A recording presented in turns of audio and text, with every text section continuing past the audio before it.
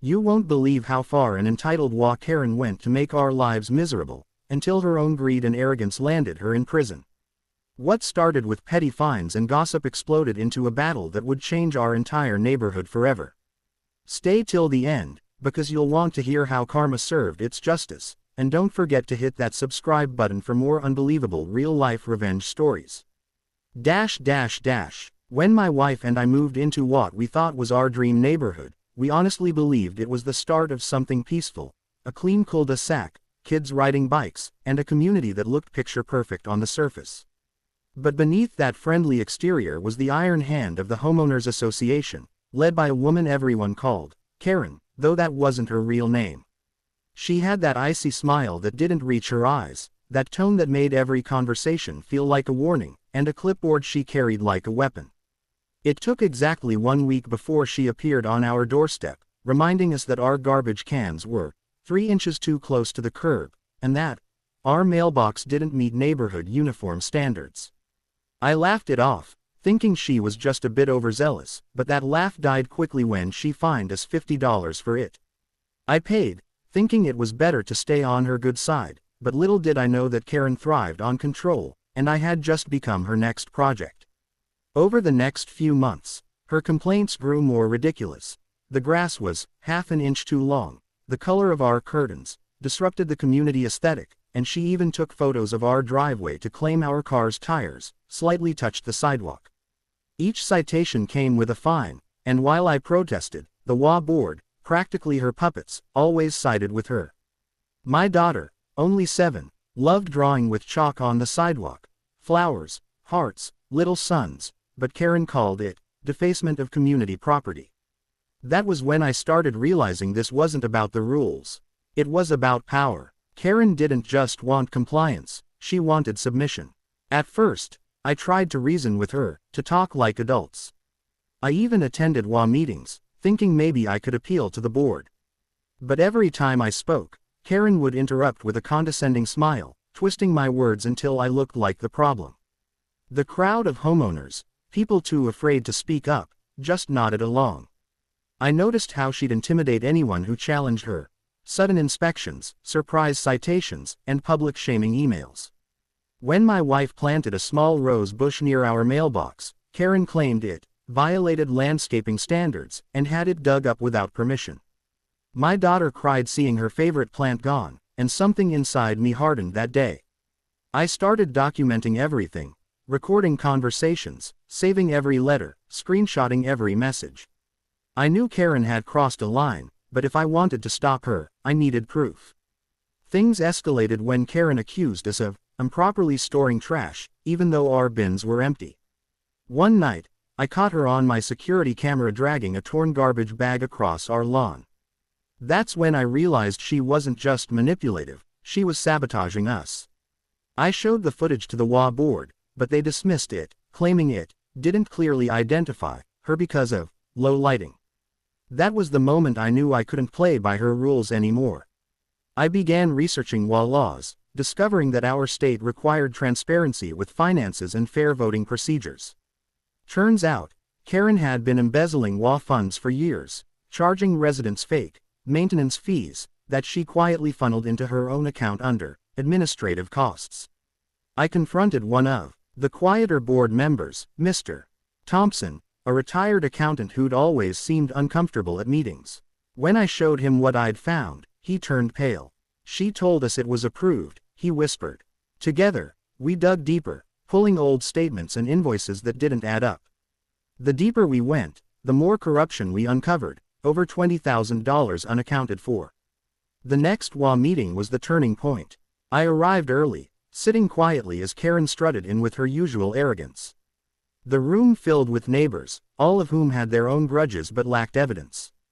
Karen started her routine spiel about community order and upholding property values, but I interrupted. Calmly, I said, before we continue, I'd like to review some financial documents. Her face froze, and for the first time, I saw something flicker in her eyes, fear. I handed copies of the records to everyone present, highlighting the missing funds, the fake expenses, and her signature authorizing every single one. Murmurs spread like wildfire. Karen tried to dismiss it as a clerical error, but when Mr. Thompson stood up and confirmed the discrepancies, the room turned against her. "You've been stealing from us," one neighbor shouted. "We trusted you," another said. Karen's composure cracked, and she stormed out, slamming the door so hard the windows rattled. But I knew that wasn't the end. People like her don't go down quietly. Over the next week, she tried to retaliate, sending me bogus legal notices, claiming I'd violated privacy laws by distributing confidential documents. I received anonymous notes on my windshield saying, "You'll regret this." My wife grew anxious, my daughter scared. I reinforced the cameras, reported the harassment, and waited. And then karma delivered its strike. One evening, while I was reviewing emails, I heard sirens outside.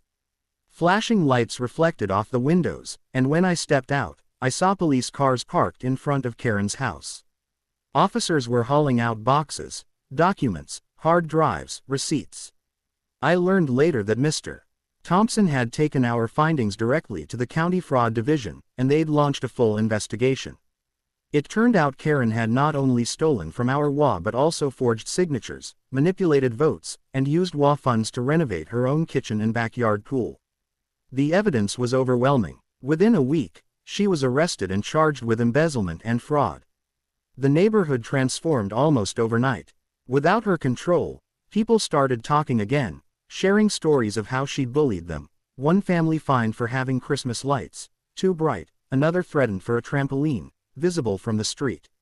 We rebuilt the board from scratch, electing honest members, and for the first time, our community felt united. My daughter could draw on the sidewalk again, and no one cared. It became a symbol of freedom. But the biggest twist came months later. One morning, I received a letter, official stationery from Karen's lawyer. My stomach dropped as I opened it, half expecting another threat. Instead, it was a plea agreement. She'd confessed to everything in exchange for a reduced sentence, admitting that she'd targeted families who didn't fit her image of perfection. Her own words revealed that what drove her wasn't just greed, but a warped sense of superiority. Reading that, I felt an unexpected wave of relief, not just because justice had been served, but because it proved I hadn't been crazy. She really had tried to destroy us. The local news picked up the story, calling it the HOA scandal that shook Maple Ridge. They even interviewed me and a few neighbors, though I kept my name anonymous. Seeing her mugshot flash on TV was surreal. The same woman who once lectured me about respecting authority, now facing years in prison. When the reporter asked if I had any final words for her, I simply said, "I hope she finally learns what community really means." Life went back to normal, or as normal as it could be after something like that. My wife started a small garden in front of our house, roses, tulips, and sunflowers, and the neighborhood kids often helped. We started hosting weekend barbecues, inviting everyone, even those who'd once kept their distance out of fear. The energy shifted completely. Where Karen's rule had brought fear and control, we now had laughter and connection. I eventually joined the new HOA board, not because I liked politics, but because I wanted to make sure no one ever abused that power again. Our meetings were open, transparent, and kind of fun, honestly. We even created a kids' corner to let the younger ones share ideas, which my daughter proudly led. A year later, I received another letter, this time from the correctional facility. Karen had written it herself. I hesitated to open it, but curiosity won. Inside was a shaky, handwritten apology. She said prison had humbled her, that she realized she'd become the very thing she used to despise, someone obsessed with control, terrified of imperfection. She asked me to forgive her. I didn't know how to feel at first. Part of me wanted to rip it up, but another part recognized that maybe, just maybe, she meant it. I never wrote back, but I kept the letter. It wasn't forgiveness I wanted. It was closure, and in that moment, I had it. Sometimes, when I see my daughter playing on the sidewalk, her chalk drawings bright and colorful, I remember those days of fear and tension. And I smile knowing that truth and persistence can defeat even the most toxic people. Because no matter how powerful they seem, lies eventually crumble. Karen thought she could rule through fear, but in the end, she built her own cage. So, if you've ever dealt with someone who abuses power, remember this. Document everything, stay calm, and never underestimate what truth can do. Justice doesn't always come quickly, but when it does, it's sweeter than revenge. And if you enjoyed this story, make sure to subscribe, because I've got plenty more real-life tales where karma finally caught up with those who thought they were untouchable.